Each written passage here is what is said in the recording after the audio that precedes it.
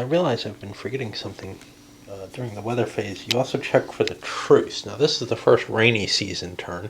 That's going to slow down movement, but it also provides water for units wherever they need it. We haven't really seen much supply problem, but for the truce, I have to roll a die. On a 1, there's a chance of a truce, and there isn't for this turn. I'm going to ignore the last couple turns, but we can make rolls for them just to see. We wouldn't have had a chance. And if there's a chance of a truce, there's like a 1/3 that it happens. Players can refuse it for points. I think I forgot to mention this during the rules. And then it's checked each turn to see if it continues. And it has sort of an automatic chance of truce, which means a 1/3 chance that there'll be a truce. The reason the truce is important is that's the only way you can get the sudden death victory, is if you got the 50 or more victory points and there's a truce. Anyway, I pulled in the points for the Paraguay side. They got 1 replacement point. They increased one of their units. Their army is wearing down at this point. The Bolivians are in better shape in terms of not having damaged units. You can see they have a pile of replacement built up. Of course, they have destroyed units, which, is worse.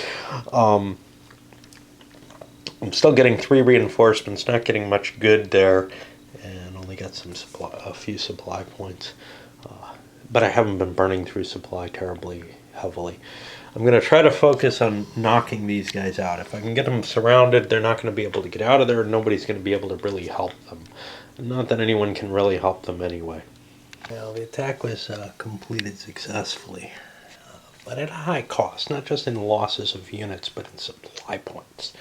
Having them surrounded during the rainy season meant I could trace supply into Estic's hex, but these guys couldn't trace into there. Nobody could trace back here. So basically I had to burn double supply to keep everything in supply for the attack. I think I did that correctly. Let me make sure. Let me see if it's just 1 unit has to do it, but I think it's everything that's involved has to be. That's not the correct rule, even though it says it's allocating the points, it's allocating them to units on the board for use. Yeah, it's got to be traced per unit.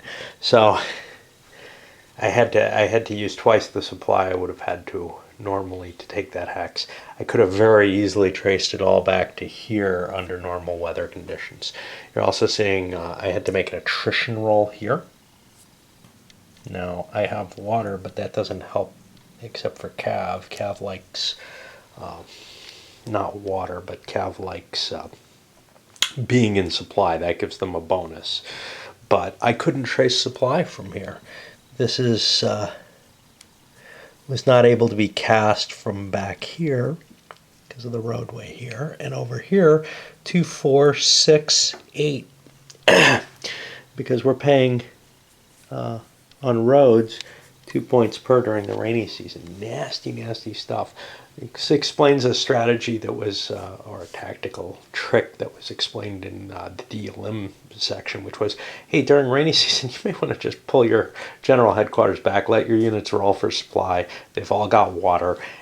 And by being closer into your supply source, you'll be able to, gain resources that way. Now, that's not a problem for Paraguay, but it might be for Bolivia. It might be an advantage to keep pulling back until I'm within that 20 range, at least for the rainy season. I'm not sure. That sounds risky to me. For Bolivia, the situation was terrible. That 2-point movement, I wasn't counting on this. Spread out, wow. My headquarters was back here, and basically 2, 4, 6. This is as far as my supply net kind of goes. Now, I'm able to create some supply along here, and I'm trying to use that as best as I can. I don't have it back here, though, so we got losses there. And I can't take replacements on those units either. They're just going to wither away. They're really very terrible. I did manage to get a fortress, though. that doesn't require supply, strangely enough. This is open, the route up here. I don't know how quickly Paraguay can exploit that, or even if they wish to. It kind of moved the main army up this way. Now this is actually all in supply. It involves some strange dancing, like moving a leader to here to get this guy into supply. How is he into supply? Well, the headquarters is up here. And you would say, well, 2, 4, 6, 8, that doesn't sound it. 2, 4, 6, that doesn't do it either. How did I get it? Oh, I got it this way, right? 2, 4, 6, 8, no. Maybe I have to pull Franco back a space, or, yeah, Franco back a space in order to get supply into everything.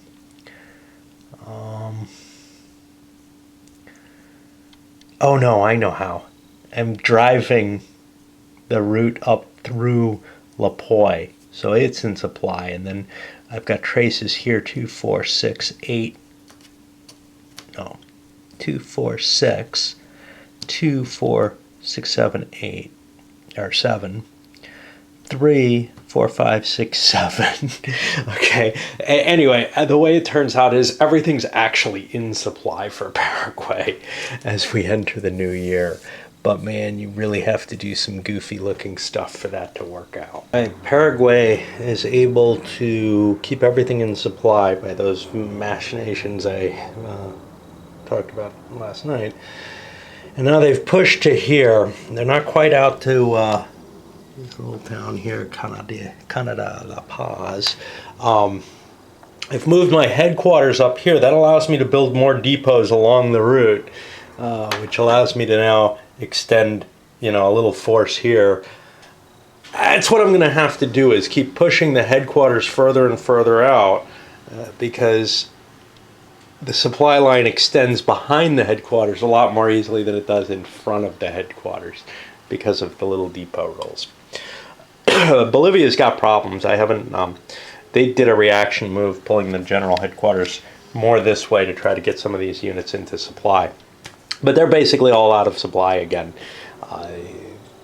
Their lines are too far from home. The 6 movement points that they have means 3 hexes along a road. That's just not sufficient. And so these stacks are all going to keep attritioning.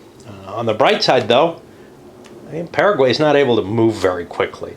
The rain, etc., is preventing them from moving forward. You can see they're bringing reinforcements into play, mainly to solidify this. I'm kind of worried about the possibility, because I've got so much force here, of a stab down through cutting at my supply.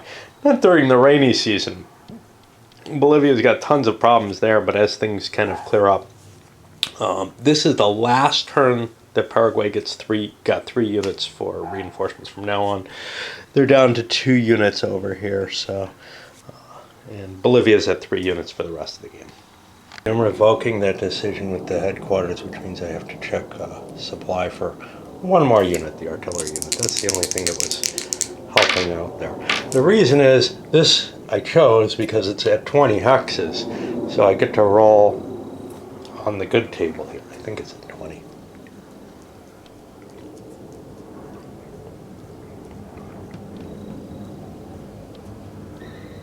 Yeah. I need to go through this hex because that's supplying these units. You see, it's important to hit the settlements so that you can run those depots. So there's kind of a mixed thing. Your headquarters far forward, it means you can keep more of your units in supply. If it's towards the rear, it would have been possible to chain the supply under normal conditions, but in the rainy season it's not. On the other hand, I get to roll on the better replacements, etc. table, and I should be at 0, I think. I get a nice 5, which means I'm going to get all kinds of points. 4 replacements, 4. The problem is I can't replace the units that are actually dying off, but 4 replacements, which isn't too big a deal. 4 supply points, maybe not that big a deal. But now I got trucks trucks will be helpful in the dry season. They're useless right now. Because of the terrain effects chart, the roads become as bad for mechanized units as they are for non-mechanized. And that makes sense. Just these are poorly maintained roads. They're turning into mudslides and more work to move stuff than it is to not. Way through February here, you can see Paraguay has pushed forward their lines, capturing another territory or another location. Pulled their leader back in a little stupid dance for the supply thing. And now they're set up for supplies coming into March, where everything's going to be good again. And now Bolivia has a more complicated job of setting up their supplies because they pulled their headquarters back. They've got to throw it back into place so that they can get everything back into supply. It would have been rough otherwise. They get some more troops coming. I'm actually running out of supply, combat supply markers, and those are unlimited. So I'm going to have to be clever about my positioning of them or start throwing new counters into the game. I don't know what to use. I've got plenty of games that have supply counters, but maybe I just want to use my normal number markers so I don't have to dig something out. It seems like there's nothing else that uses the same type of there's nothing else in the game that uses numbers, so it seems pretty reasonable.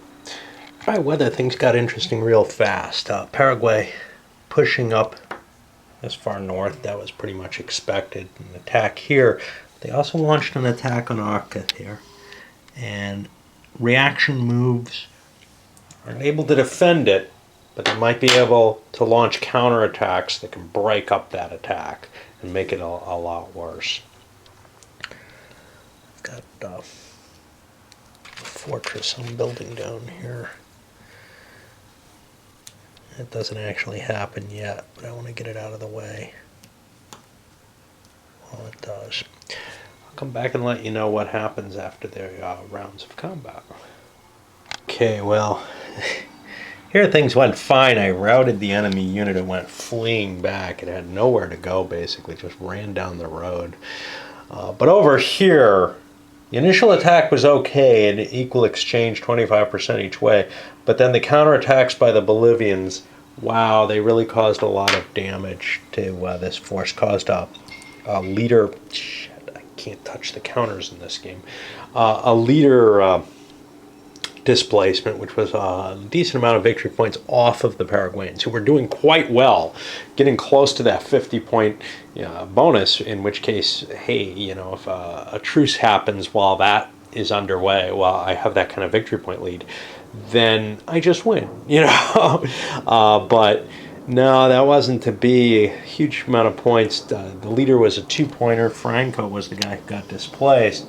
So he lost 2 dice worth of points, and it was either 10 or 12 points. I don't remember which, but it was big.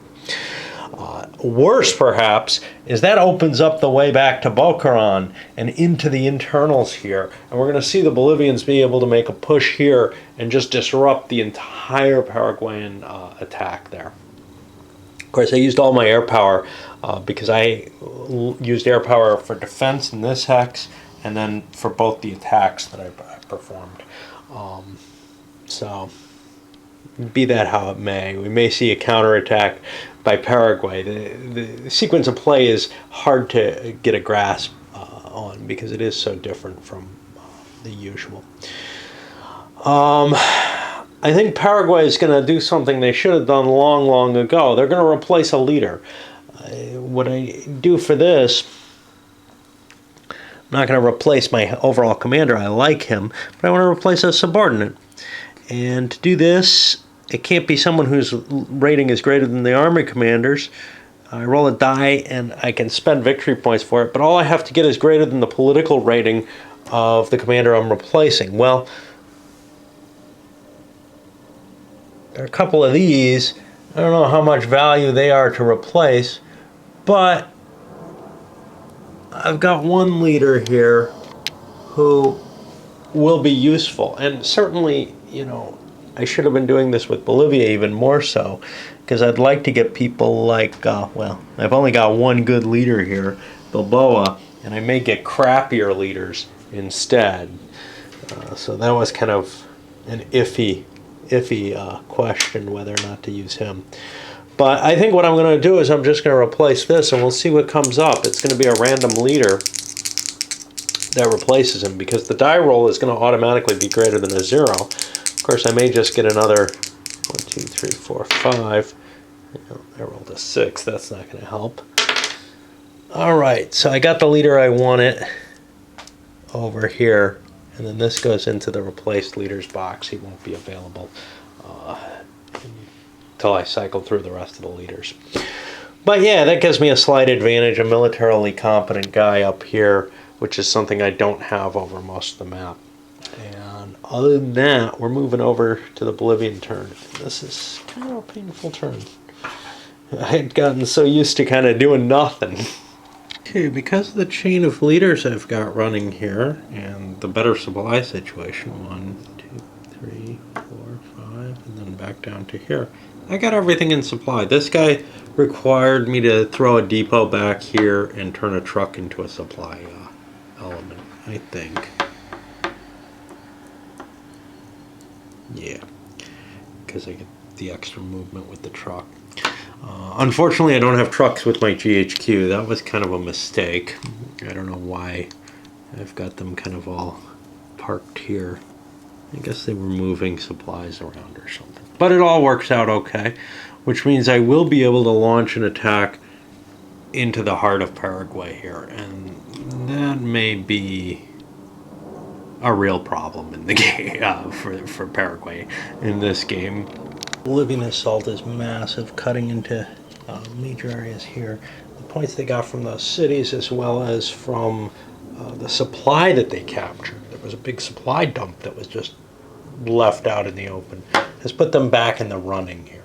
Now, Paraguay's reaction, they didn't have a lot they could react with, because 2 of their leaders are knocked out here, pinned down. Here, there's not much I can do. Over here, I could make some advances, but I don't have a big force there. Estic has a big force. He's going to make a quick strike at this. Maybe put some threat on the Bolivian supply line at the same time. But he really doesn't have the kind of advantage that the Bolivians had after that attack. They've really gained something, but they've got a problem. They've got a big gap here. Now, that could be exploited. The way the game works is really odd, because this is my main supply line. Does it have to be? Not necessarily. I have a truck here now, so I could probably swing supplies around that way if need be.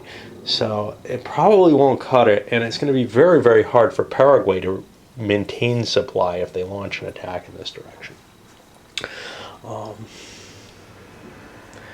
The forces in here are not terribly strong, not strong enough to launch an attack, but maybe strong enough to do some bombardment with the hopes of knocking a unit out. They only have a 1 in 6 chance because of the brush there. But I moved the artillery up there. I've got tons of supply right there, so I might as well, right? And well, I was wrong. I only had 1 artillery there, so I couldn't successfully assault. Here, though, I did clear out those units, got some more victory points for killing them, got points for displacing leaders. No, I lied about that. That was 7 points for the leaders. They did not get displaced because I didn't step on them. I don't want to step on them because I don't want to leave a fortification. Estic's attack was inconclusive, pretty much. And that puts us into, I guess, April of 33.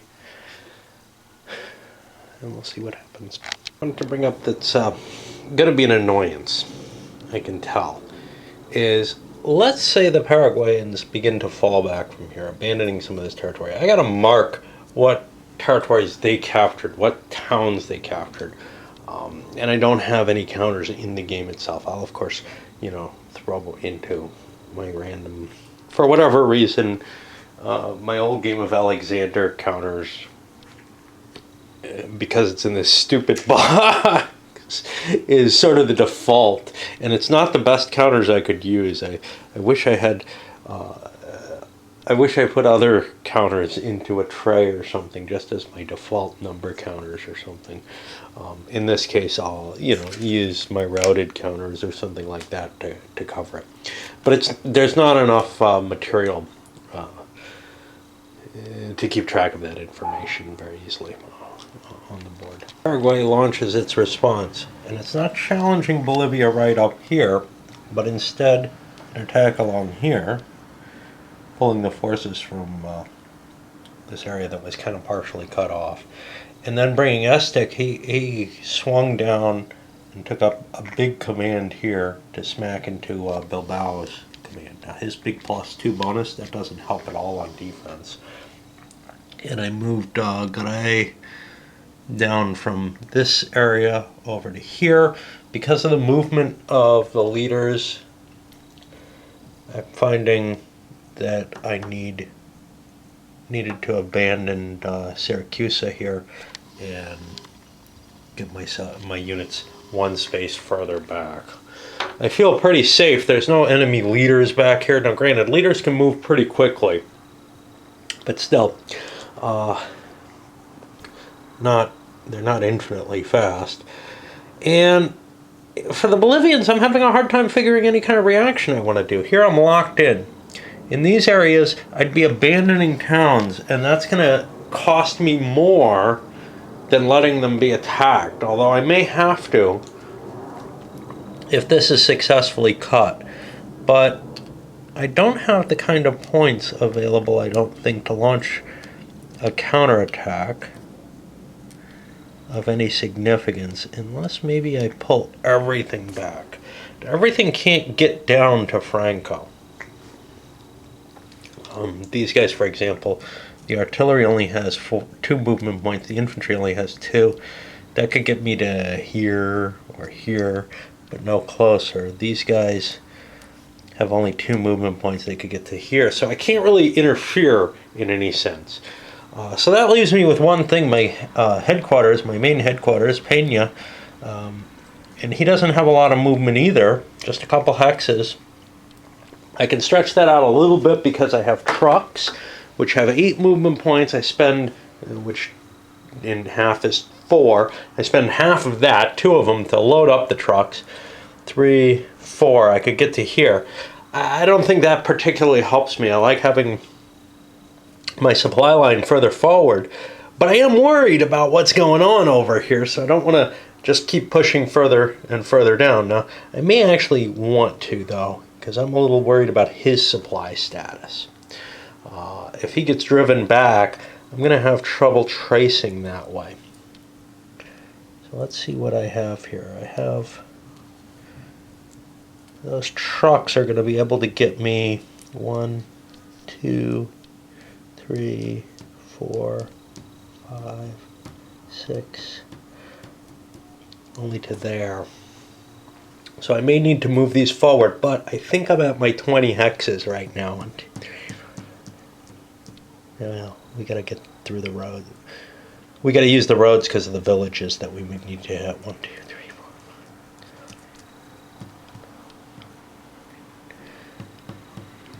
Yeah, I'm exactly at 20. So I lose a 2 hex distance if I move forward any further. Unless I'm moving far forward, it doesn't really make sense because my command radiuses go down. But yeah, I don't know what I can do actually. So I feel kind of frozen by the situation, and I'm going to let Paraguay get their attacks in. On that thought, a lot of times I think about how long does a turn take me?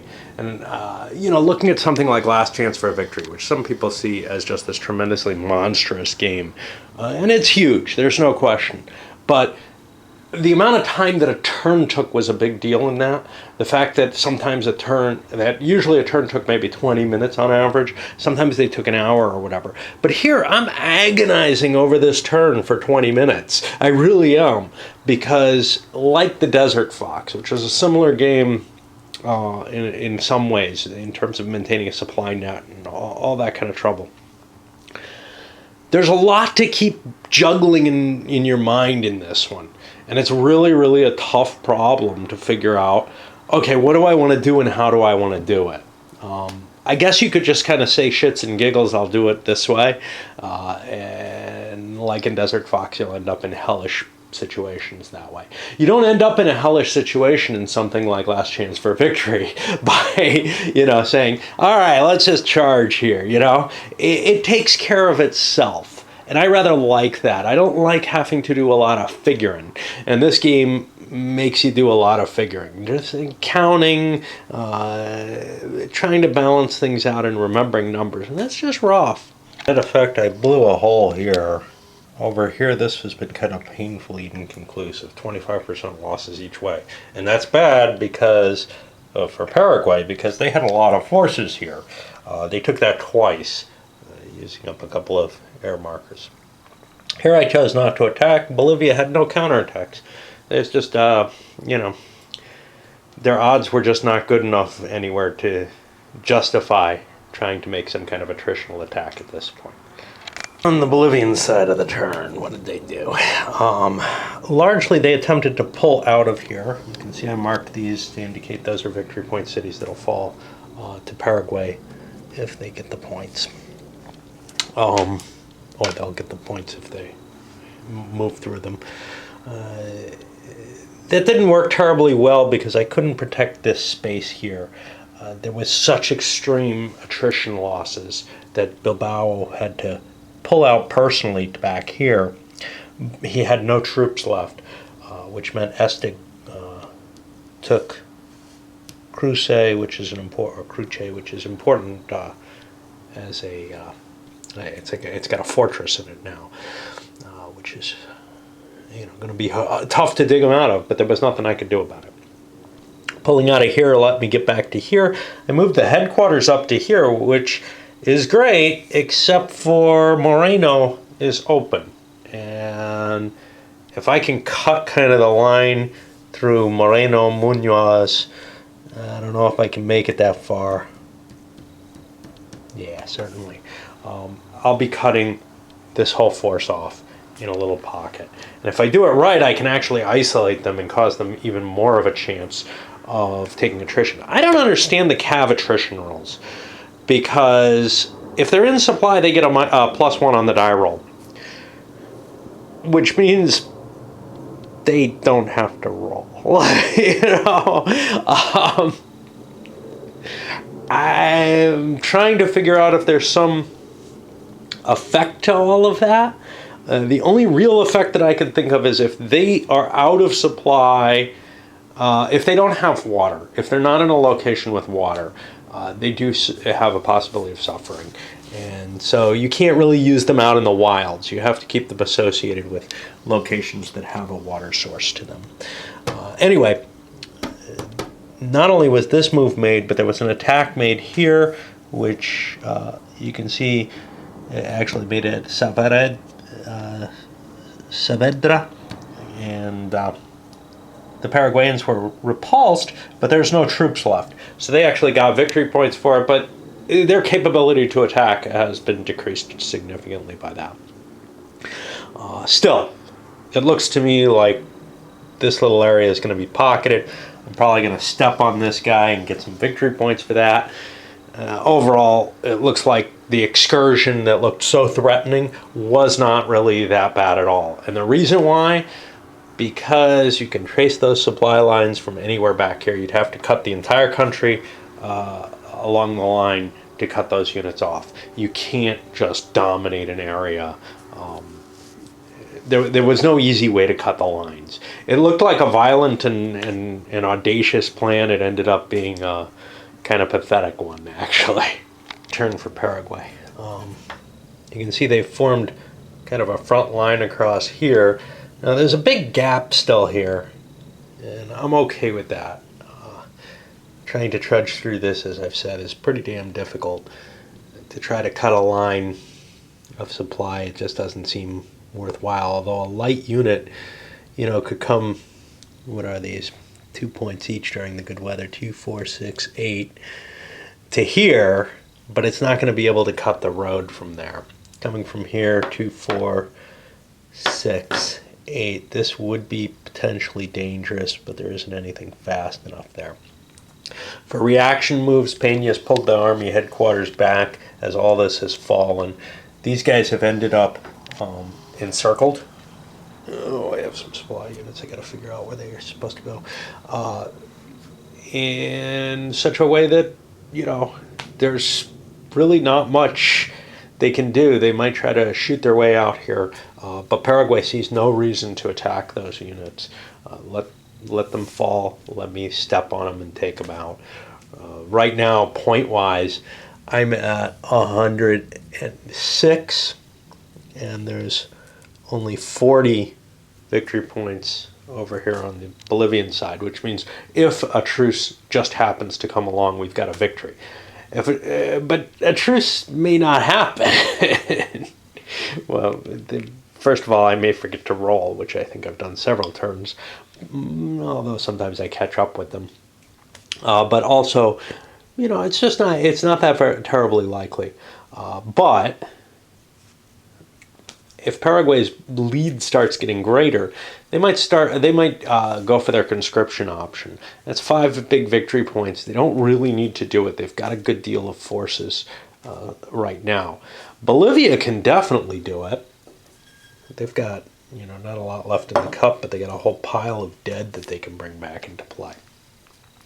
The problem for them is, hey, we're a little below that 50. If we can just do a little bit better, if we can win a couple of cities or whatever, maybe, you know.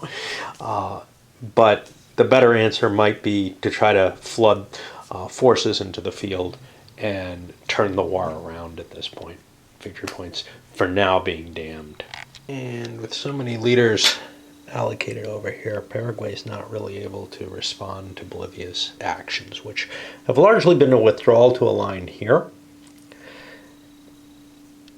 Stretching back here for the same reason I can get away with it here, I kind of can here. Yeah, you can take a shot at it, but it's not very good. The headquarters has moved back to Cañada strongest, and Bilbao is pushed over here. Now, he can't attack. It was too far away for him to launch an attack. But he's got a lot of forces coming his way up the road. And he's planning on trying to, you know, retake some of that space and try to get themselves under the 50-point deficit. One of the problems is both sides have a lot of generals committed over here. 3 generals each, I believe. Which means it's very hard to do anything over here. Now, you could do something gamey with Paraguay here and never take those generals out. And I don't think they can get out of there then. There's no rules for anything like that. I feel like that would be abusing the game, that you should be allowed to displace your generals once the situation is bad enough. Right now it should be bad enough, but we still got a couple of units that survive, and it might take a while to starve them out. They've got water, they're in a fortress, and I've got no real interest in attacking them. They've been attacking me, though, and that's the difference. Is they're trying to end the situation, and that's generating victory points, but those points are going to happen anyway, I think. There's no way a force from here is going to be able to save those guys in the long run, and that's about what we've got. We got the armor concentrating down here where the plains are in the hope of getting through. I had to do this kind of tight encirclement because you can trace out through these swamps and everything until the rainy season comes. So, you know, there really was no easy way of pinning them down other than that. Flip these guys back. I didn't use my air supply this time. It's, you know, I basically do all my attrition at once, one at a time though, and, you know, I thought as well, if there's something I really needed to save, I would roll for it, and I didn't realize I'd gotten to the last unit without giving the bonus to anything.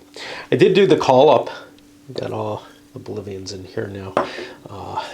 They ended up getting 2 units for their 5 victory points. It's by die roll, so that. Not terribly cost effective, but I figure if I'm going to punch back this way at this point, I'm going to need a little bit more force than I have right now in that area. And it seems like a good idea to do it now. And as we enter July, and the June turn, the main effect, continued disintegration of the Bolivians in the pocket. But here, Bilbao's advanced and smashed the unit in his way. There wasn't a lot I could do. Unfortunately, I left units up here for Paraguay, and that's dangerous. They're going to probably be out of supply.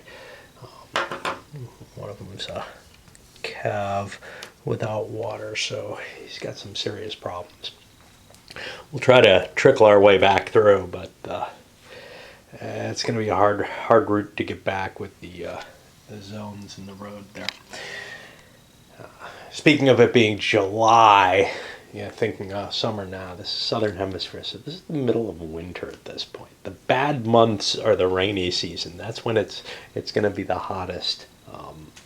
And I'm assuming there's not a whole hell of a lot of snow down here, though.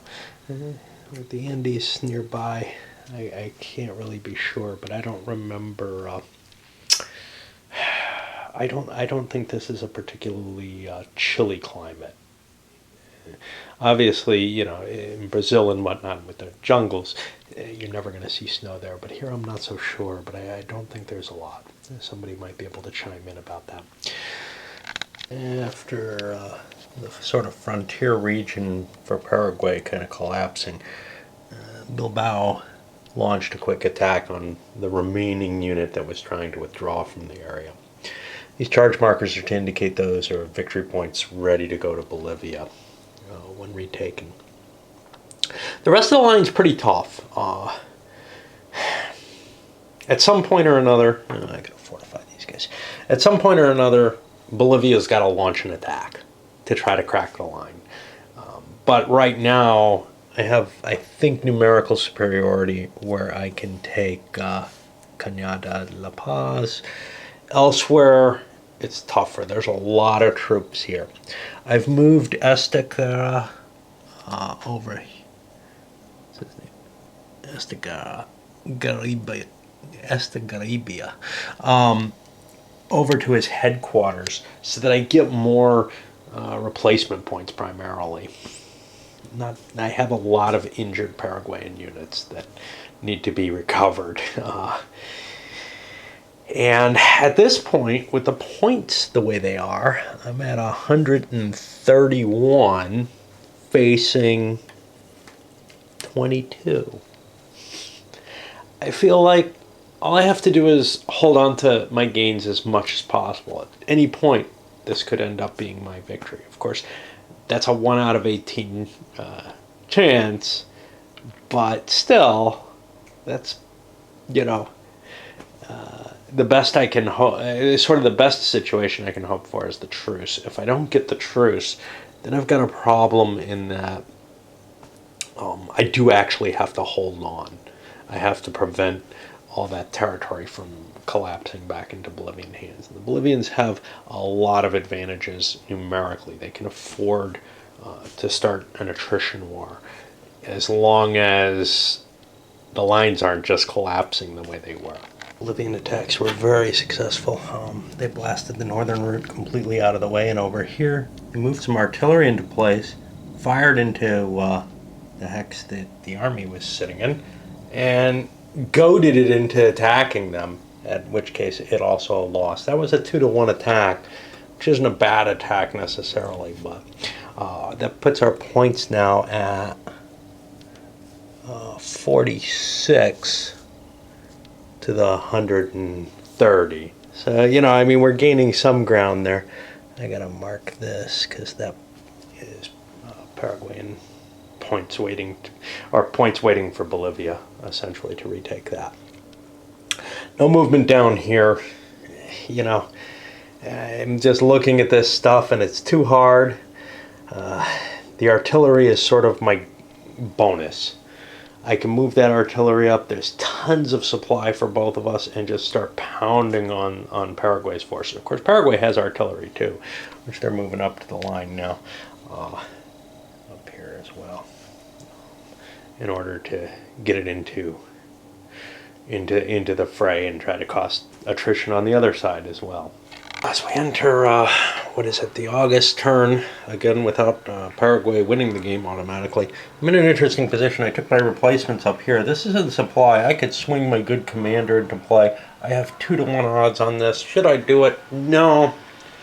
There's a little bit of a risk of getting my supply cut here, or a risk of it being ugly if I do. I don't see fighting for this forward position along the road. I like the defensive line that I've got, so I'm going to fall back. But, you know, it was kind of a thing that I had to think about, because killing things is good, you know. Killing your opponent is good. You get victory points, you get this, that, and the other, and you reduce his army. But I view making this line as solid as possible as my utmost concern at this point, because if that doesn't break, I think I win eventually, no matter what. Alright, so Bilbao advanced during the Paraguayan turn, and now I'm pulling the Bolivian forces in. I'm actually dipping into my replacements because I'm taking the offensive. Therefore, I have some damaged units. And at the same time, I start considering where along the line I want to strike. Now, part of me says, hey, I want to strike down here because there's clear terrain and that gives me advantages for the armor that I have. But, you know, that's so minor. When I look at the forces, I've pretty much aligned everything except at a couple of key points to be about the same, which is to say, here where Franco is, I think is fairly strong. Iraz, you'll notice Estic has pulled, I don't remember how his name's spelled, and I can't read it upside down easily, has pulled the general headquarters back because we're no longer flinging that long line out there. So I can kind of command this entire supply line without too much difficulty from a little further back. And I feel like that's safer because him being defeated would suck. You don't want to lose troops. You don't want your good generals in the front line, to tell you the truth, or at least your politically connected ones. But you do want generals along the front line, at least if that's where your supply line is. They're necessary for it. In a sense, I should actually be trying to remove the politically connected generals just to reduce the point loss from them, but that seems too much effort for my taste. And I especially don't particularly want to get rid of the guys who have a military bonus. So when I started thinking about it, you know, obviously the weakest point in the line is all the way down here, it's just forming, but that doesn't really help me.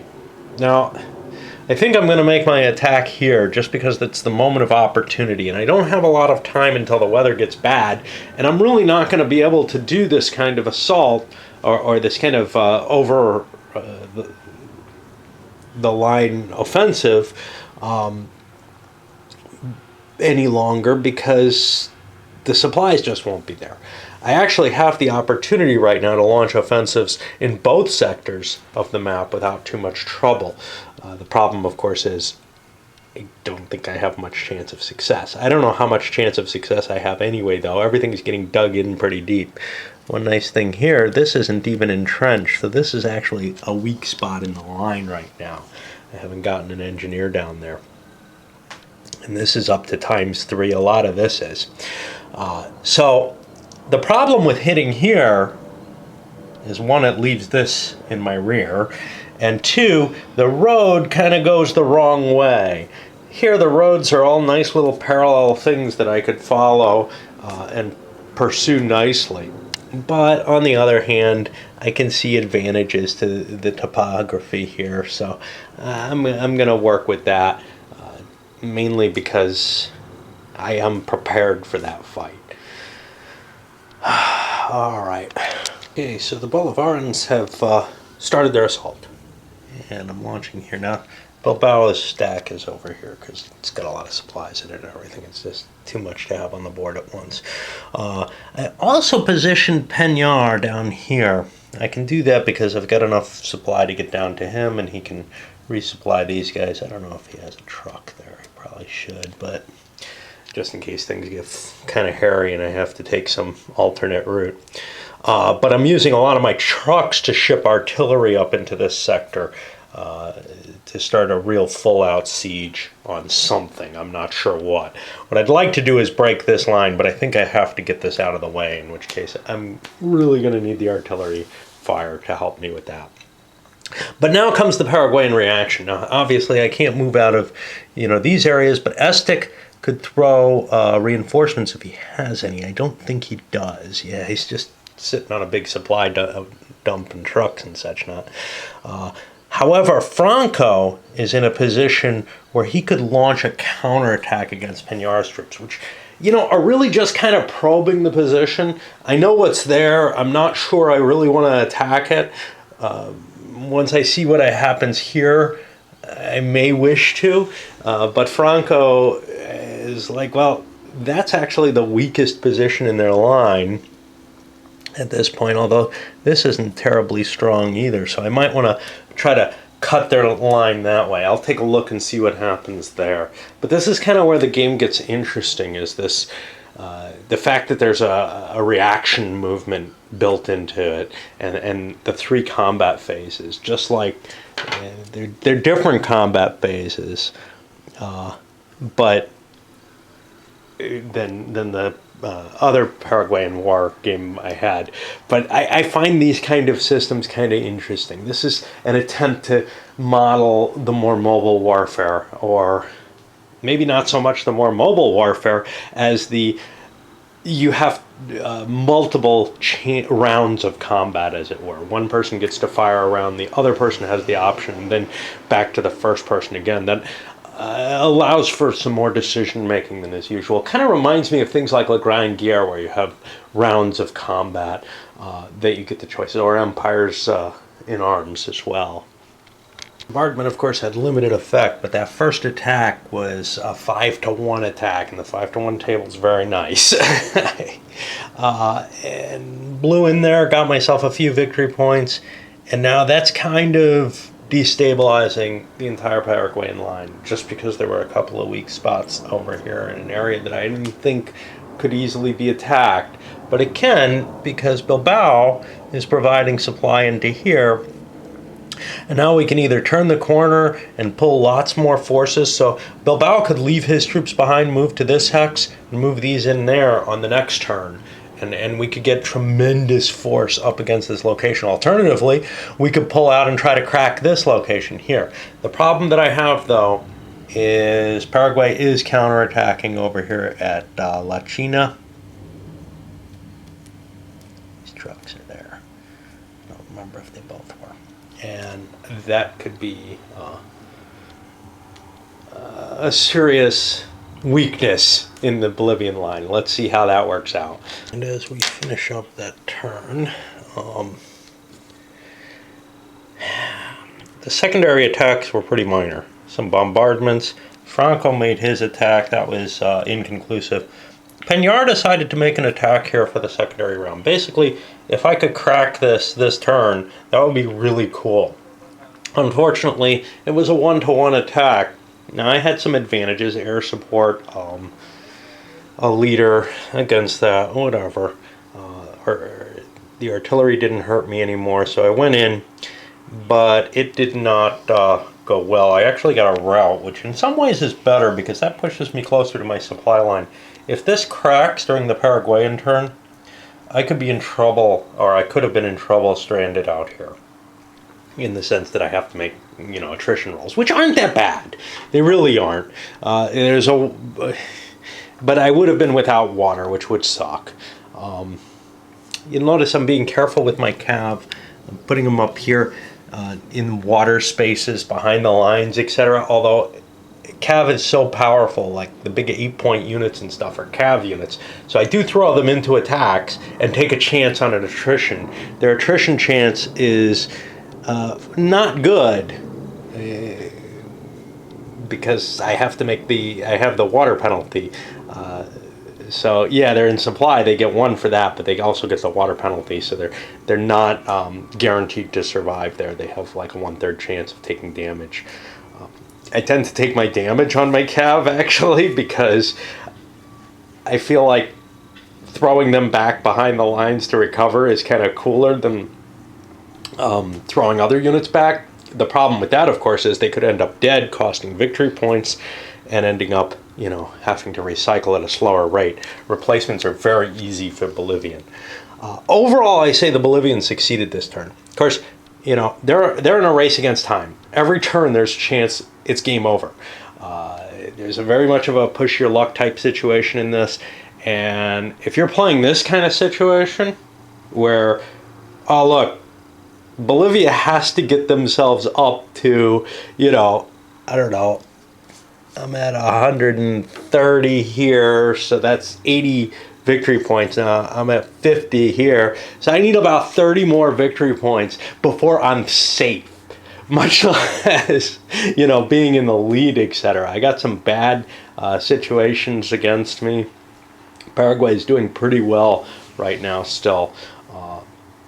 That could really be disagreeable to some players. The idea of, oh, look, I'm here sitting here and nobody's, there's always the chance I could lose the game. I may be able to, this may be an even fight at this point, if it weren't for the sudden death possibility. But the sudden death possibility is running things, is really putting me at risk. And I could lose on a single, on a pair of die rolls, essentially, on any given turn. I got a 1 out of 18 chance of losing the game every single turn that's going by. And when this comes, it's going to be real hard for me to collect victory points during that period. It's not like it's terribly easy for Paraguay to gain points either, but those are basically turns that we're not expecting to be able to turn the tide in. So I'd really love to get get those 30 points by November. I don't know how likely that is, though. This line is still pretty strong. There's a secondary, fallback position here. That was one of the advantages of hitting here. There's no fallback. Well, there's a fortified fallback for the line that I did hit. The only real problem is this guy out here, but he's within supply.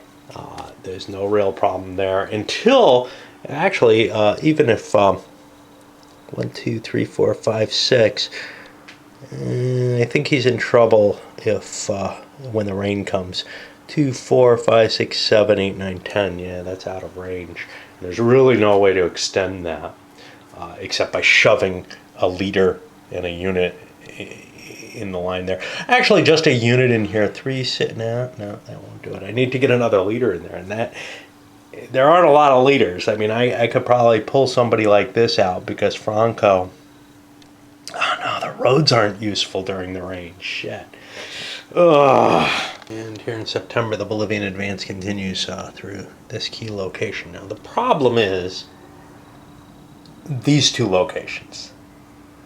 I need to take both of them to get the road line so that I'm in supply come summer rains. I don't think that's going to happen. But that's my main goal at this point. Paraguay's main goal probably is not preventing that particularly. The position here, I'm probably going to have to fall back from. I don't know if I'm in supply there. 1, 2, 3, 4, 5, 6. Yeah. But, this is not tenable being flung out there without some support at least. So I'll have to spread out if I'm going to try to defend the location here. And I think I'd rather have the flank refused more than it is. It was nice before, but now it's not. But this little lump right here, this is the problem for Bolivia. If I can get both of these in the next 2 months, I'm in pretty good shape for surviving the winter. I just have to ship my headquarters up, and then I'll have supplies running down the length of most of that line. Down here will be kind of problematic. I probably won't have supplies there, and I should fall back to the water space if that's going to be the case. All right.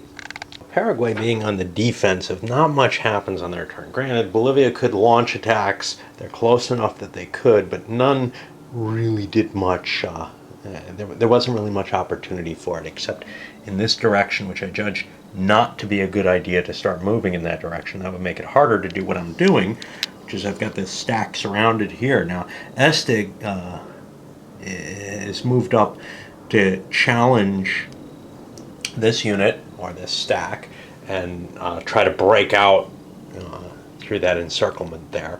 These guys have some combat supply, enough to last. They've got like 2 points, so they can last the 2 assault rounds if need be. But they can't last very long if they get retreats and such not.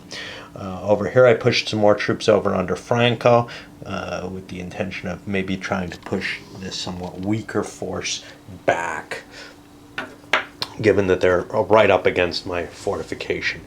The Bolivian plan is to blow this away this turn, and then next turn, their last turn before the weather breaks, or to try to take that last hex. If they can get that roadway clear, and there's no guarantee that Paraguay can't interfere with the roadway, as long as I'm devoting so many forces. I wasn't able to screen it completely.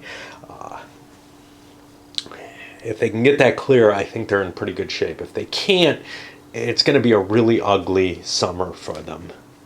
So that ended with kind of a strange mixed result. The roadway's been cleared because of a Paraguayan attack out of the fortification. They retreated and just ran past it. I kind of don't like the retreat results. I don't know. It feels to me like the fortification should stop you, at least when you're retreating from an attack out of the fortification. You should be okay hunkering down in it. These fortifications, of course, were also taken through retreat route check, and they destroyed everything that was there, netting some good points. We're up to the 60s now, and we're looking at the 120, 130 range. So, well, actually this is pretty close to 70. So we're about 60 points off, which means we're getting close to the point where we're not going to lose automatically if a truce happens. Of course, it could happen this turn, or it could happen over the coming summer. Over here, Bilbao cleared this out, but then Estig knocked out one of the units there. Now, Peñar's successful defense was successful enough he actually got an advance chance. If you take 10% or less as the defender, and the attacker withdraws, you're allowed to occupy the area. Otherwise, it wouldn't matter that the attacker retreated from here, as he can just reoccupy it. This is creating some real flaws in the Paraguayan line. First of all, they stripped forces. This is empty.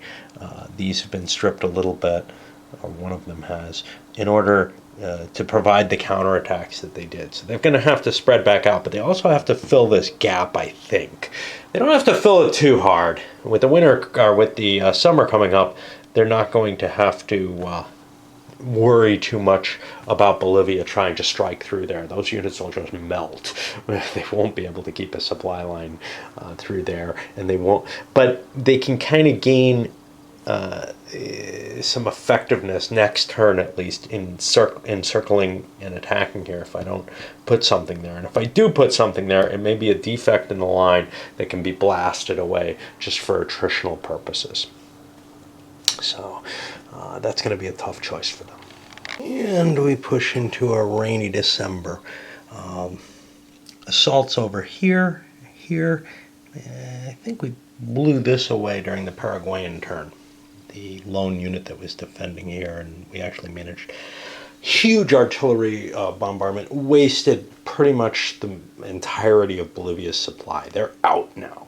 Paraguay's not in great shape either. They fired off a bunch of artillery fires too.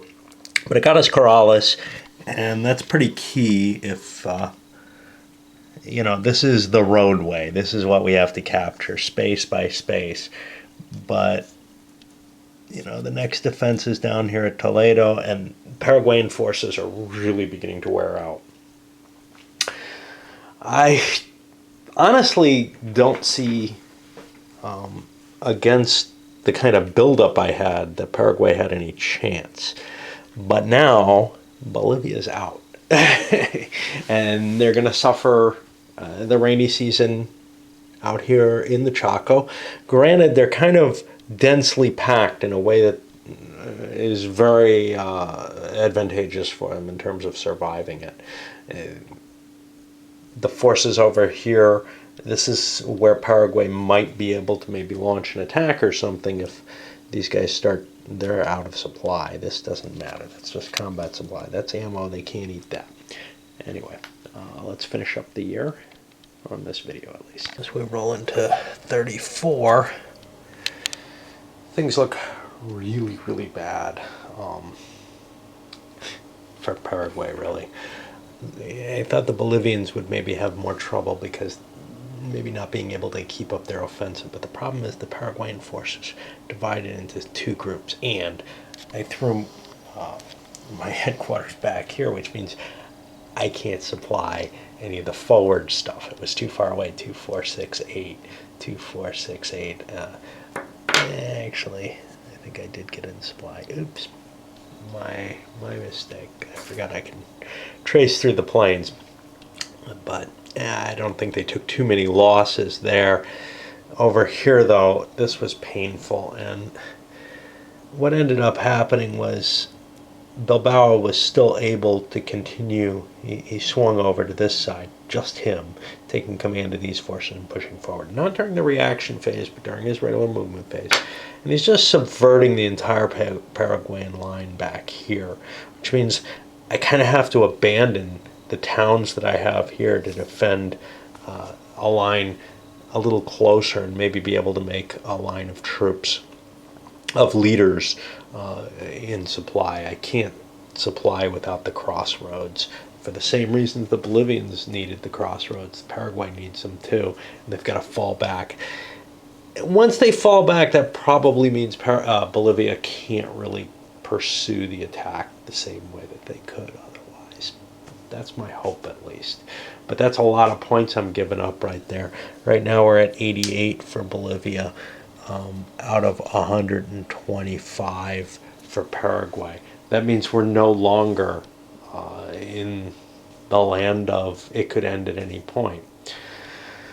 The question, of course, is how much can Paraguay hold on? You know, can they hold this next line back here when this one was penetrated? They've taken a lot of losses, whereas Bolivia has their entire force in the game, essentially.